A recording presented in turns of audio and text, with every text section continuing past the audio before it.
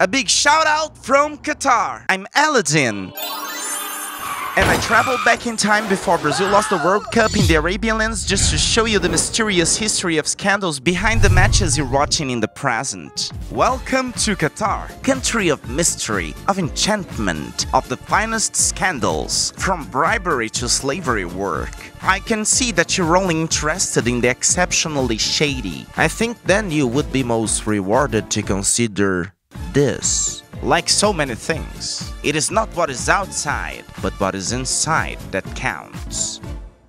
So, did you know that Qatar is one of the richest countries in the world? And do you know why? Because it has the third largest natural gas reserve in the world. Pretty wild, right? But here's the best part. Qatar is also hosting the 2022 World Cup, and they are facing a lot of controversy. People are saying that Qatar isn't the right choice because of their human rights record and labor problems. Not to mention the beer problem too. But I guess Qatar figures if they have the money and the gas, they don't need to worry about anything else. Just for the record, Qatar is hot. I think I'm frying like an egg out here, and the sand in the air is making it even worse. Yeah, there's particles of sand floating in the air. I'm so worried my phone will overheat and turn off. That would be a real bummer. So Qatar is located in the middle of a really big desert. It's a desert that starts in Iraq and goes all the way to Saudi Arabia. The desert is known for its hot temperatures, sand, dunes, and camels. You can also find some of the most amazing views and landscapes in the desert. And Qatar is right in the middle of all that, so if you want to experience the desert, you can head here. I can show you the world. I want to show you a little street market downtown. It's so hot here, my friends, they have air conditioners even outside. They have Moroccan food, Georgian food, and even Azerbaijan.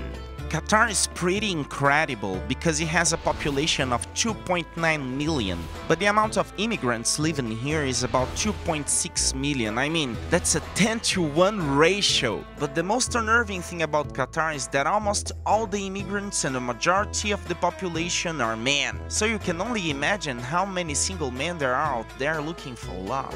How wild is that? It's like if you walked into a restaurant and ordered a pizza, and the waiter said, "That will be 10 pizzas for you." But here's the kicker, only 2 slices are women flavor. Pizza time. Alright, the metro in Qatar is pretty awesome. I mean, no driver, just the power of technology. But hey, just remember how I took the metro in the first place.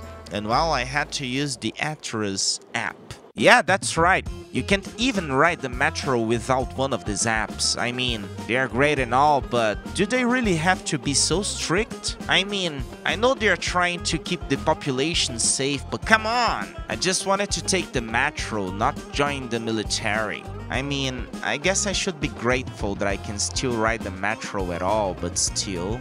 Welcome to the new world, where freedom's a distant memory and your phone is the key to your daily life. Here in Qatar, we've got the Atlas app, you know? The one that helps you track your health and stay safe. But let me tell you, it does more than just that. Without it, you can take the metro or even go to the supermarket. Yep, it's that important. I'm sure you've noticed that all the stores and restaurants have QR codes at the entrances. And that's so they can scan your Atlas app. But don't worry, they won't be checking your medical history or anything like that. It's just a way of keeping track of who's been where and when. So don't forget, if you wanna go anywhere, you will need your Atlas app. And if you don't have it, well, you won't be getting very far. So there you have it, the Atlas app is your key to the new world. So download it and get out there. And remember, the Atlas is watching you.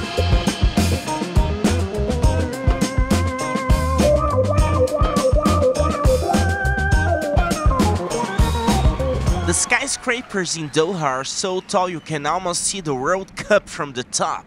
And this one has a giant soccer ball right in the center, so you can really get into the action.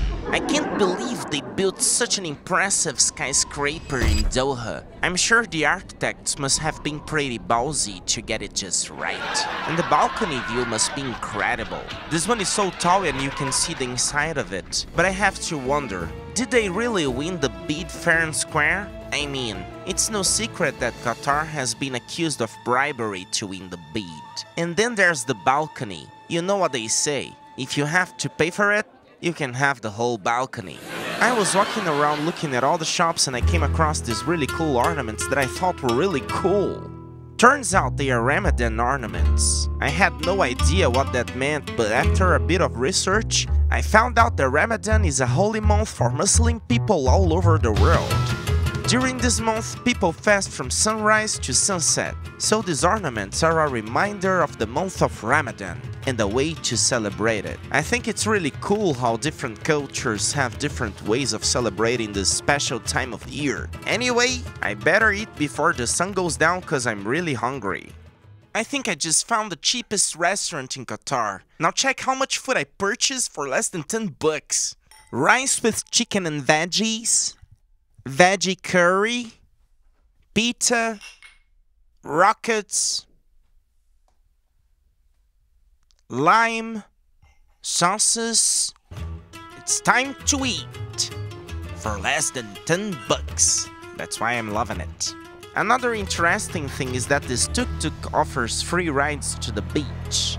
What makes this ride even more special is that you don't even need to tip the driver.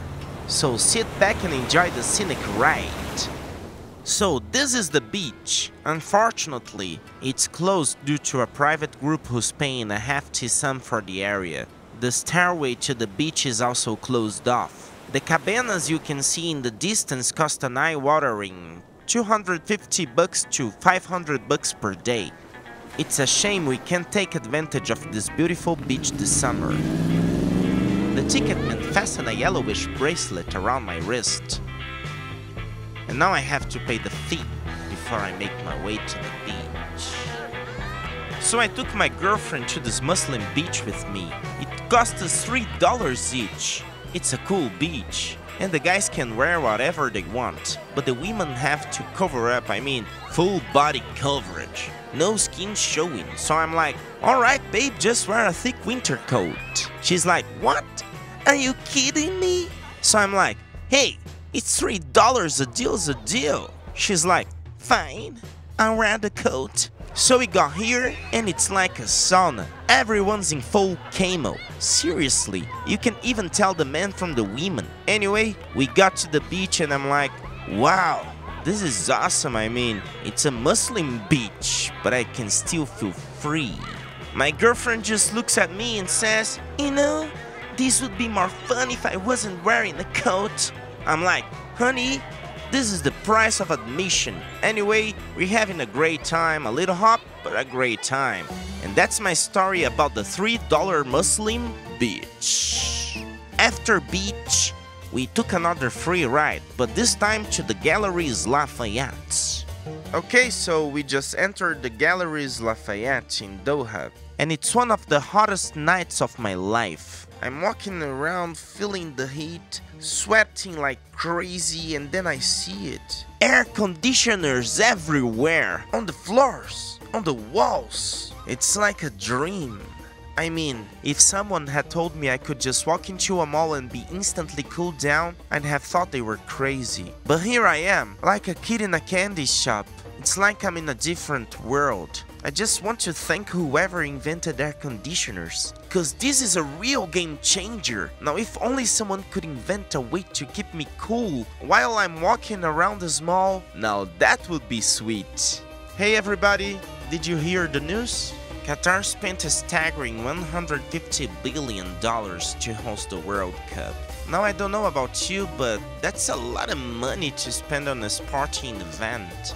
I mean, what did they get out of it? A bunch of sweaty soccer players? A few world-renowned athletes? Yeah, no, thanks. But you know what? Good for Qatar. Go big or go home, right? I guess they decided to go big and now they're the proud hosts of one of the world's biggest sporting events.